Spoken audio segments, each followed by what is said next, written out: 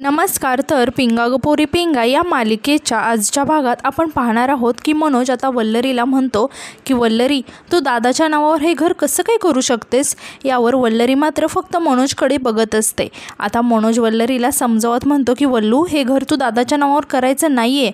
हे घर घेण्याचं तुझं स्वप्न होतं, तू तुझ्या मेहनतीने पूर्ण केले आणि हो, आईने तुला याआधी खूप त्रास दिला आहे. तू सगळ्या संकटांना दूर करत तुझं स्वप्न पूर्ण केलं आहे आणि हे घर घेण्यासाठी तू खूप मेहनत केलेली आहे. त्यामुळे काही झालं ना तरी हे घर तू दादाच्या नावावर करणार नाही आहेस. तू असा विचारसुद्धा करायचा नाही, असं म्हणत आता मनोज वल्लरीला खूपच समजवत असतो. तरीही वल्लरी फक्त आता मनोजकडे बघत असते आणि ती काहीच बोलत नाही. यावर आता मनोज वल्लरीला म्हणतो की वल्लू, अगं ऐकून घे माझं, तू हे घर दादाच्या नावावर नाही करणार आहेस. तेव्हा वल्लरी म्हणते की तुमचा माझ्यावर विश्वास आहे ना. तेव्हा मनोज म्हणतो की हो. तेव्हा वल्लरी म्हणते की ठीक आहे, मी हे घर दादाच्या नावावर करणार आहे. मनोजला आता काहीच कळत नसतं की वल्लरी नक्की काय बोलते. आता यानंतर आपण पाहतो की वल्लरी तिथे असलेली एक फाईल उचलते आणि लगेचच बाहेर निघून येते. आता मनोज या सर्व गोष्टींचा विचारच करत असतो आणि तो तिथेच उभा राहतो. तर थोड्या वेळानंतर आता वल्लरी हॉलमध्ये येते आणि तिथेच महेश आणि आता इंदुताई असतात. तेव्हा आता वल्लरी त्यांना सांगते की मी हे घर तुमच्या नावावर करायला तयार आहे. यावर मी माझ्या सह्यासुद्धा केलेल्या, तुम्ही तुमच्या सह्या केल्या की हे घर तुमच्या नावावर होईल. तेव्हा महेंद्र खूपच खुश होतो. तिथे आता पुष्पा ही दाराजवळ येऊन उभं राहून हे सर्व काही ऐकत असते. यानंतर वल्लरी महेंद्रला म्हणते की मी एक गोष्ट सांगायची विसरलीस. तितक्यात आता महेंद्र विचारतो की कोणती गोष्ट विसरली. तेव्हा आता वल्लरी म्हणते की कसं आहे ना, हे घर जवळपास 90 लाख रुपयांचं आहे. मी 35 लाख रुपये डाऊन पेमेंट केलं आहे. उरलेले 70 लाख रुपये या घरावर लोन आहे. तेव्हा तुम्ही ते 70 लाख रुपये फेडाल, त्यानंतरच हे घर तुमच्या नावावर होईल. तेव्हा आता हे ऐकून महेंद्र एकदम चकित होऊन आणि शॉक होऊन वल्लरीकडे बघायला लागतो आणि म्हणतो की काय, 70 लाख रुपये मी फेडायचे आहे, कसं शक्य आहे हे. अगं मी काही कमावतही नाही, माझ्याकडे एवढा पैसाही नाही आहे, मग हे पैसे मी कसे फेडणार आहे. इकडे आता पुष्पा मनातल्या मनातच विचार करते आणि म्हणते की वल्लरी, तू खूप चलाक आहेस. माहिती होतं मला की तू इतक्या सहजासहजी हे घर त्यांच्या नावावर नाही करणार आहेस. असं म्हणत आता पुष्पा मनातल्या मनात विचार करत असते. इंदुताईंच्या चेहऱ्यावर आता इकडे वेगळाच आनंद असतो. कदाचित आता त्या निर्णयाने खुशी असतात. यानंतर आता वल्लरी मनोजकडे बघते आणि मनोजला वल्लरीचा सगळा प्लॅन कळतो आणि मनोजसुद्धा खूपच खुश होतो. आता पुष्पा तिच्या स्वतःच्या डोळ्यातच बोट घालते आणि स्वतःच्या डोळ्यात अश्रू आणायला लागते आणि रडत रडत येते आणि महेंद्रला दोष द्यायला लागते आणि मोठमोठ्याने म्हणायला लागते की मी तुम्हाला सांगत होते ना की तुम्ही असा विचारही करायचा नाही. आणि म्हणायला लागते की वल्लरी या घरासाठी किती करते, उगाच तिचं घर स्वतःच्या नावावर करायला का निघालायत तुम्ही, का असा विचार करतायत. आणि वल्लरी, मी यांना खूप समजावलं गं, पण ऐकतच नाही आहेत ते, माझं का असं विचार करतायत ते, आणि कोणाच्या सांगण्यावरून कळतच नाही आहे मला. तेव्हा आता वल्लरी म्हणते की पुष्पाताई, तुम्ही शांत व्हा बघू आणि तुम्ही काही काळजी करू नका, रिलॅक्स राहा. असं म्हणत आता वल्लरी पुष्पाला समजवायला लागते. पुष्पा मात्र खूपच रडत असते आणि महेंद्रकडे बघत असते. तेव्हा वल्लरी तिला जवळ घेते आणि शांत करत तिला म्हणायला लागते की आता काय बोलावं कळत नाही आणि तोही तिथेच जरा शांत उभा असतो. इकडे आता निलिमाताई आणि तन्या दोघेही अजित आणि प्रेरणाच्या कॅफेमध्ये आलेले असतात. आता तिथे आल्यानंतर कॅफे बघून ते दोघेही एकदम आश्चर्यचकित होऊन सगळीकडे बघत असतात. आता निलिमाताई म्हणतात की आपल्याला बसायला जागा बघू तन्या. यावर आता तन्या म्हणतो की तिथे जवळच आता जागा आहे, आपण बसूया एका टेबलजवळ. ते आता येऊन बसतात. तिथे आता वेटर म्हणजेच रघु येतो आणि त्या दोघांसाठी पाणी घेऊन येतो. आता निलिमाताई म्हणतात की तू गरम पाणी का आणलंस. यावर तो रघु म्हणतो की ते ग्लास पुन्हा घेऊन जातो आणि गार पाणी घेऊन यायला लागतो. तितक्यात आता रघु म्हणतो की रघु त्यांना ऑर्डर विचारतो. तेव्हा निलिमाताई म्हणतात की तन्या, तुला भूक लागली होती ना, सांग ना काय हवं आहे ते तुला. यावर आता तन्या विचारतो की काय आहे कॅफेमध्ये. तेव्हा रघु अटकत बोलायला लागतो आणि त्याचं बोलणं आता तन्या आणि निलिमाताईंच्या लक्षात येत नसतं.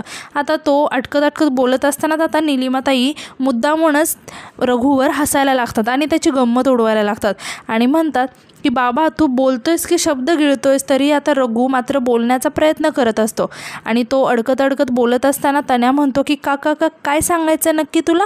आता ते दोघेही त्याचा गंमत उडवायला लागतात आणि हसायला लागतात. तितक्यात तिथे आता प्रेरणा येते.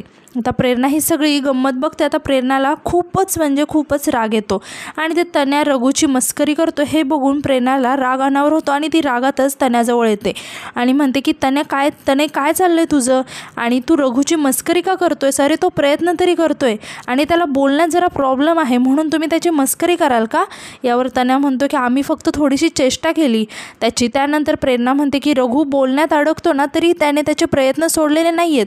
त्याला माहिती आहे की तुमच्यासारख्या मनोवृत्तीचे माणसांना त्याला त्रास देणार आहेत, त्याच्यावरती प्रचंड हसणार आहेत, तरीही तो प्रयत्न करतोय, कष्ट करतोय, मेहनत करतोय. पण मेहनत आणि तुमचा लांबपर्यंत कसलाही संबंध नाही आहे ना, म्हणून तुम्हाला या गोष्टी नाही समजत आहेत. प्रेरणा आता तनया आणि निलिमाताई दोघांचाही खूपच इन्सल्ट करते आणि म्हणते की रघु फक्त वेटर नाही आहे, ती माझी फॅमिली आहे आणि त्याचा अपमान केलेला मी सहन नाही करणार आणि इथून पुढे जर तुम्हाला असं वागायचं असेल ना तर या कॅफेमध्ये पायही ठेवायचा नाही आहे. तितक्यात आता निलिमाताई म्हणतात की काय हा तुझं फॅमिली आहे, मग आम्ही कोण आहे?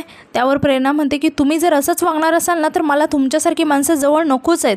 तेव्हा रघु हे सगळं काही ऐकत असतो आणि तो प्रेरणाकडे बघत असतो. आता प्रेरणा म्हणते की कसं आहे ना आई, तुझ्याबरोबर राहून तन्याही आता तसाच होत चाललाय आणि तोही तुझ्यासारखाच वागतोय.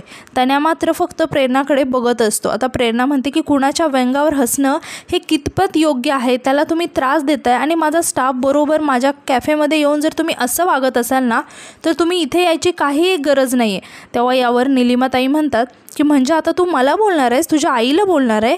यावर प्रेरणा म्हणते की जर तुम्ही माझ्या स्टाफबरोबर असं वागणार असाल ना तर तुम्ही इथे नका येऊ. यावर निलिमाताई म्हणतात की चल रे तन्या, हिला आता पैसे मिळायला लागलेत ना, मग पैशांची हवा गेली हिच्या डोक्यात, चल आपण घरी जाऊयात. असं म्हणत आता निलिमाताई तन्याचा हात पकडतात आणि तिथून दोघेही निघून जातात.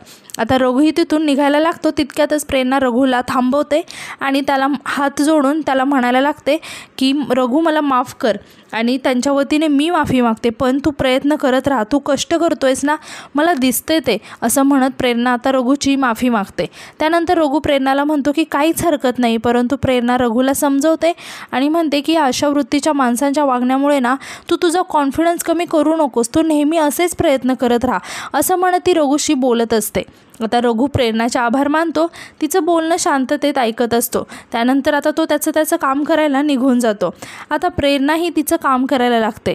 आता प्रेरणा, तनया आणि निलिमाताई जे काही वागलं त्याचं तिला खूपच वाईट वाटत असतं. तर इकडे आता प्रेरणाची आई चिडचिड करतच घरी येते. इकडे पुष्पा आता वल्लरीजवळ येते आणि म्हणायला लागते की वल्लरी, अगं तुझ्याशी थोडं बोलायचं होतं.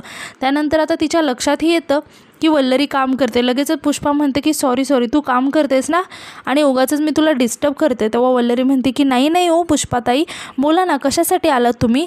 यावर आता पुष्पा म्हणते की कसं आहे ना, आता जन्माष्टमीचा सण येतो आहे ना गं, तर मला असं वाटते की आपण त्याचा उपवास करूयात आणि खूप सागर संगीत सगळा प्रसाद वगैरे बनवूयात आणि छान असं फंक्शन करूयात.